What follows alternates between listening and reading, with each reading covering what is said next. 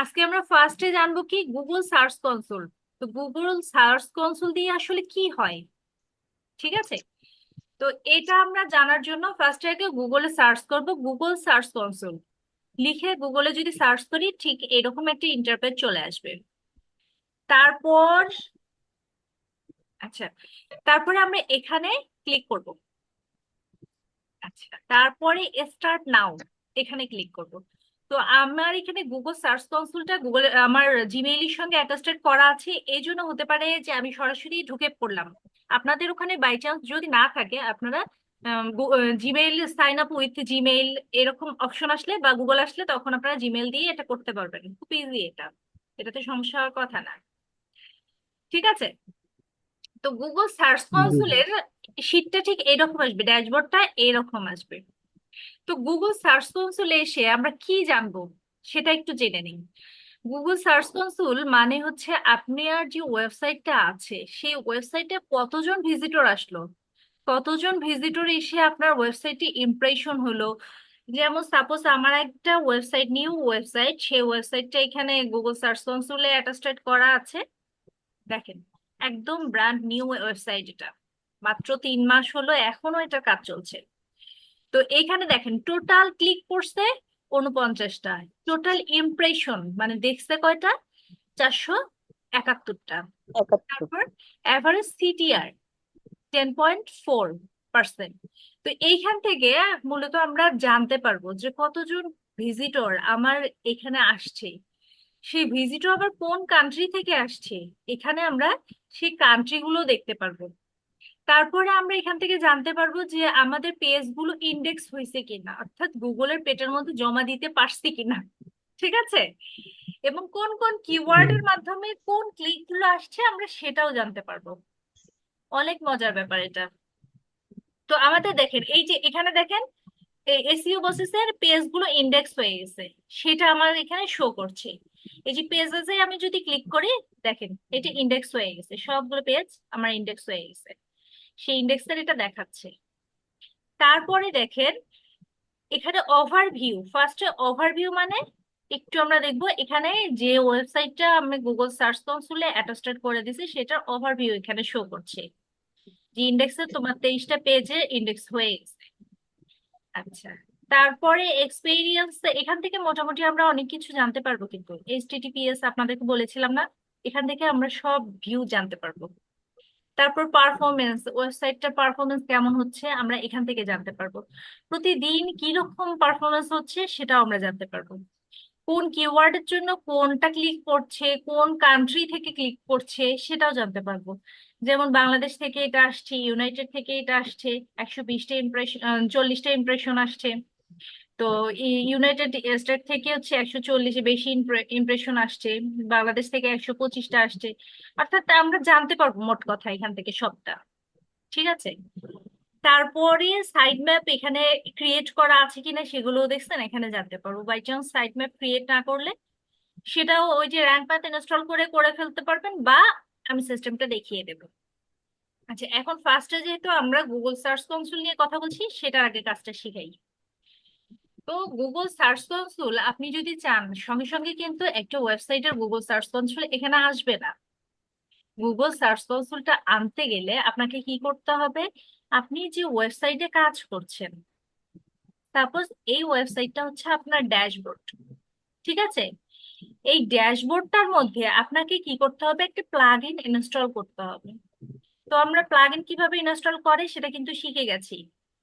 তারপরে আমরা এখানে অ্যাড নিউ প্লাগইনে যাব। ঠিক আছে, অ্যাড নিউ প্লাগইনে গিয়ে সবাই মনোযোগী হবেন। ইনস্ট্যান্ট,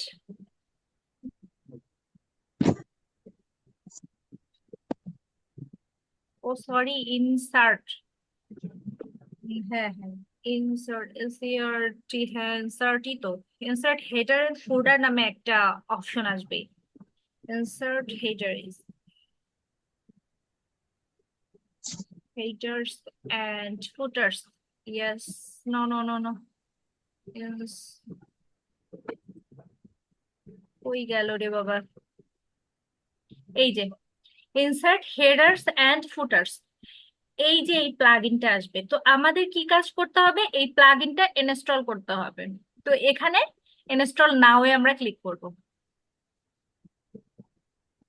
ইনস্টল নাও এ ক্লিক করার পর এটাকে অ্যাক্টিভ করে দেব। তারপর দেখেন এই জায়গায় আমরা এটা দেখতে পারবো কিন্তু যে হেডার এন্ড ফুটার অপশনটা এটা আমাদের আসছে কিনা। ঠিক আছে, এই যে সেটিংস এ আমরা যদি এখানে ক্লিক করি, দেখেন এই জায়গায় ডাব্লিউপি হেডার্স এন্ড ফুটার্স আসছে। আমরা কি করব, এই জায়গায় ক্লিক করব, welcome to allow and continue করে দিব। ঠিক আছে, এখন দেখেন আমাদের এইখানে এই কাজটা এইভাবে রেডি করে রাখবো। ঠিক আছে, তারপরে চলে যাচ্ছি আমরা ওই যে গুগল সার্চ কনসোলের কাছে। ঠিক আছে, গুগল সার্চ কনসোলের কাছে এসে আমরা কি করব, যে ওয়েবসাইটটা আমাদের ছিল ওয়েবসাইটটার ইউআরএলটা আমরা কপি করে নিয়ে আসব।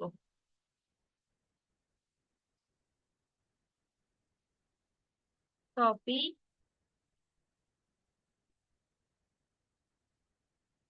পেস্ট,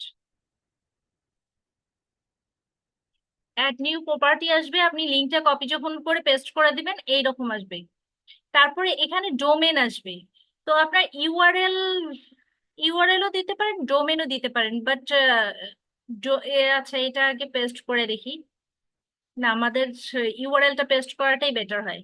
এই যে কন্টিনিউ চলে আসছে, তো আপনারা ইউআরএলটাই মানে পেস্ট করে দিবেন, তারপরে এটা কন্টিনিউ করে দিবেন।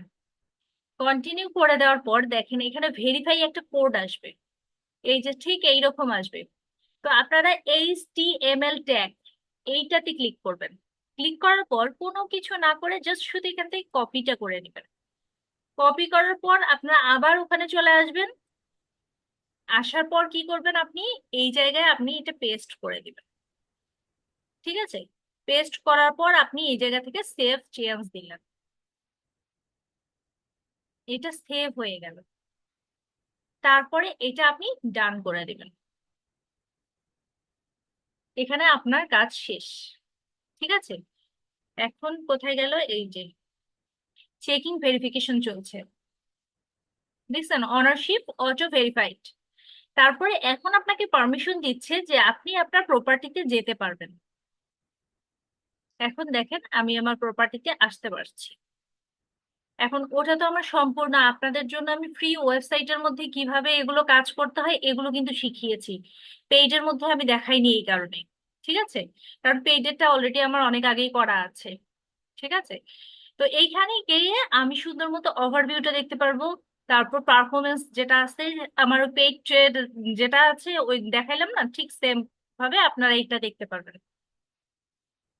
ঠিক আছে, তাহলে আশা করছি আপনাদের এটা নিয়ে আর কোনো সমস্যা হবে না।